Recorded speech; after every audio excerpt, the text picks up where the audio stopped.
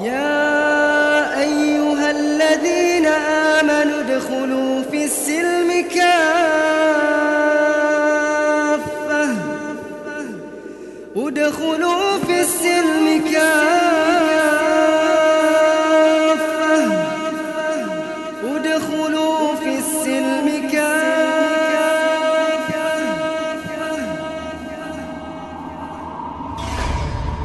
Inilah Buletin Dakwah Kafah edisi 219, 13 Rabiul Akhir 1443 Hijriah atau 19 November 2021 Masehi, dengan judul Permendikbud, Kokohnya Budaya Liberal.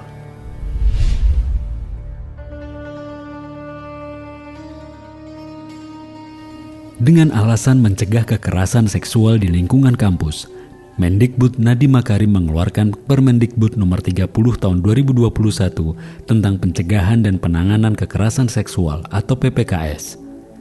Peraturan ini lahir didasari oleh banyak laporan pelecehan seksual yang dilakukan dosen, pegawai, bahkan pejabat kampus terhadap mahasiswi. Permendikbud tersebut mendapat dukungan dari sejumlah kalangan, termasuk Menteri Agama Yakut. Namun, sejumlah pasal dalam peraturan tersebut dinilai banyak kalangan, terutama para tokoh dan ormas Islam seperti MUI Pusat, justru melegalkan seks bebas. Adanya frase tanpa persetujuan korban menjadi pemicu penolakan terhadap peraturan tersebut.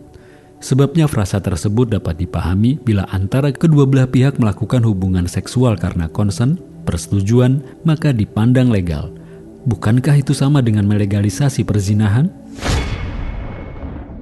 Logika berbahaya. Permendikbud ini jelas berbahaya karena berpotensi melegalkan seks bebas, bahkan penyimpangan seksual.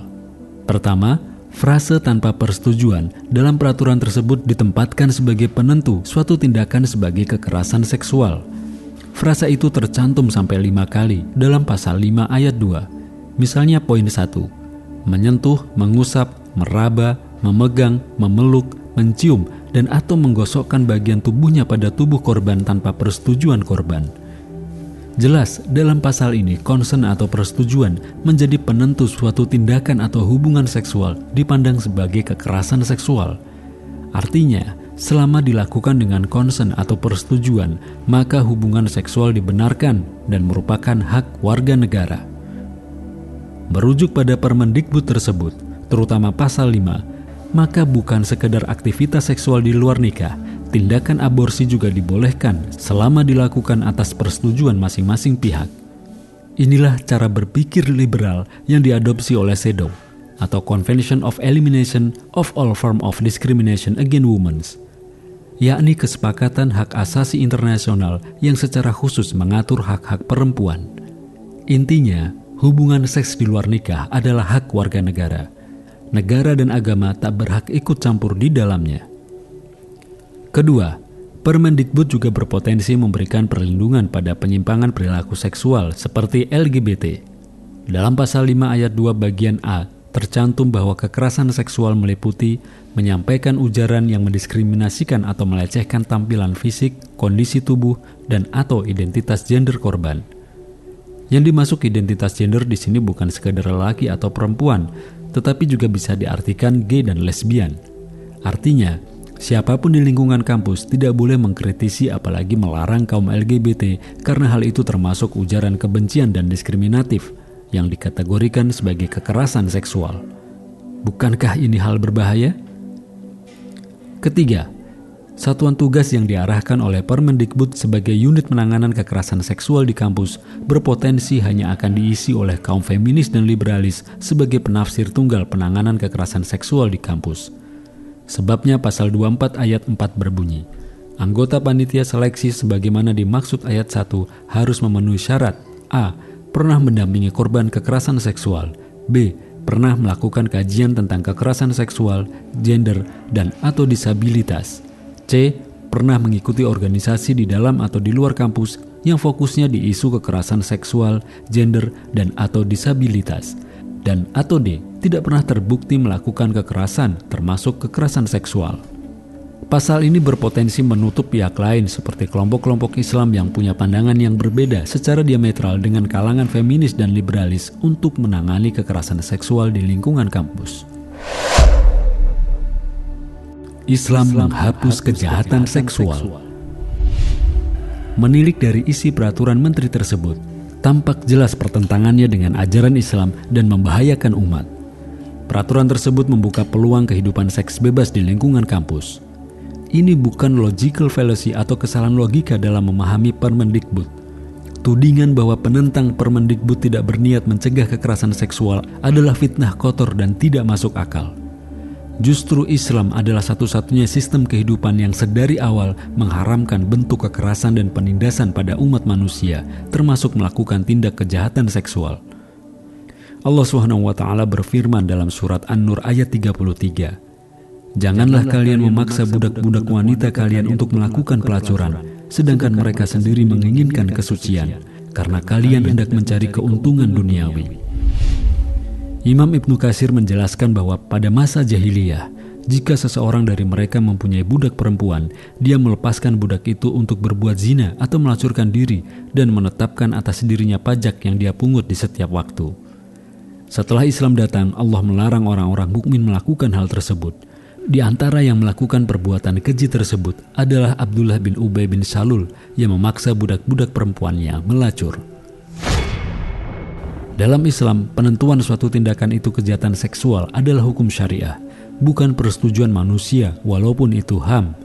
Menjadikan konsen atau persetujuan sebagai penentu kebolehan suatu hubungan seks di luar nikah adalah khas pemikiran kaum liberal yang sesat. Mengapa konsen menjadi penting? Alasannya menurut kaum liberalis, karena tidak ada yang boleh menjadi polisi moral untuk urusan pribadi seseorang, termasuk negara sekalipun. Dengan adanya konsen, maka negara tidak boleh melarang siapapun berhubungan seksual sesuai nafsu mereka, seperti zina, homoseksual, lesbian, sadomasokis, pedofilia, insest, bahkan hubungan seksual dengan mayat atau binatang. Karena itu Permendikbud ini jika diterapkan, belum tentu bisa mencegah kekerasan seksual.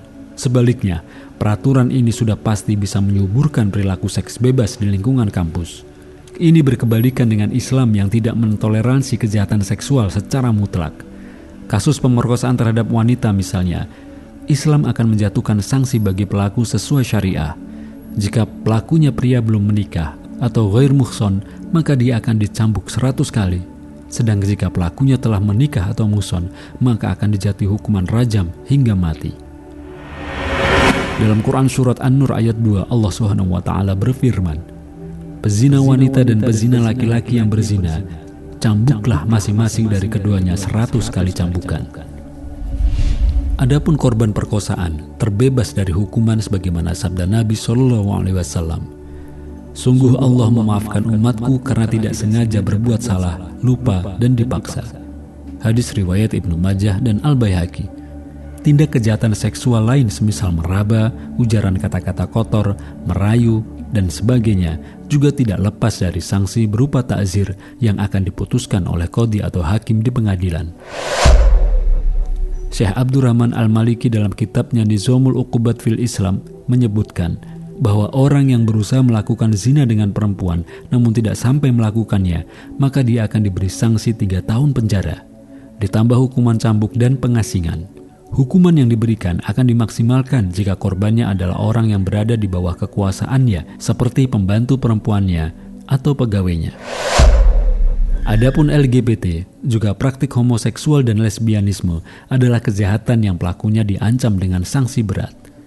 Nabi SAW bersabda, "Siapa saja yang menjumpai orang melakukan perbuatan homo seperti kelakuan kaum Lut, maka bunuhlah pelaku dan objeknya." Hadis riwayat Ahmad. Islam juga menutup celah-celah terjadinya kejahatan seksual di tengah masyarakat. Kaum pria dan wanita diperintahkan menutup aurat, menjaga pandangan, serta adanya larangan berkholwat dengan alasan apapun. Karena itu tidak dibenarkan pria dan wanita berduaan di ruang tertutup dan sepi meski untuk alasan bimbingan skripsi dan sebagainya. Nabi SAW bersabda, "Siapa saja yang mengimani Allah dan hari akhir, hendaknya tidak berkholwat dengan perempuan bukan mahram, karena pihak ketiganya adalah setan." Hadis riwayat Al-Bukhari. Wahai kaum muslim, Peraturan ini adalah bukti kuat bahwa negara ini tidak bersendikan pada agama dan syariah, melainkan pada sekulerisme liberalisme. Umat terus didorong untuk terjerumus dalam peradaban liberalisme. Padahal sudah nyata kerusakan paham liberalisme, maraknya perzinahan, penularan penyakit kelamin termasuk HIV atau AIDS, kehamilan tak diinginkan, pembuangan bayi dan aborsi adalah bagian dari kerusakan yang sudah tampak di depan mata. Tak ada cara lain kecuali menyingkirkan sistem sekuler liberal saat ini. Sebagai penggantinya, terapkan syariah Islam secara kafah. Dengan itu, niscaya umat manusia akan terlindungi dan terjaga.